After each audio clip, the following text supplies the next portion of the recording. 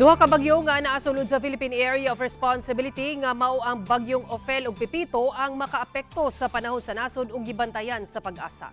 Sa 11 a.m. bulletin sa Pag-asa para sa bagyong Ophel, signal number 2 na sa Batanes, samtang signal number 1 sa northern portion sa Cagayan, Babuyan Islands, northern portion sa Apayao ug northern portion sa Ilocos Norte.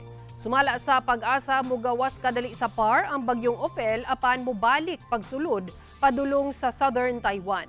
Magpabilin kini sa PAR hangtod mohinay ug mahimo na lamang low pressure area sa mosunod nga adlaw.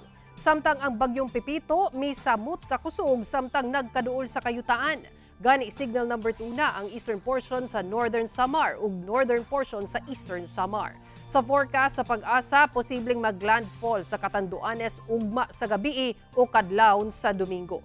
Sa Mindanao, sa datos sa Metro Weather, taas ang tsansa sa ulan sa Sulu, Zamboanga Peninsula, Northern Mindanao, Caraga, Barm, Davao Region nga epekto sa localized thunderstorms.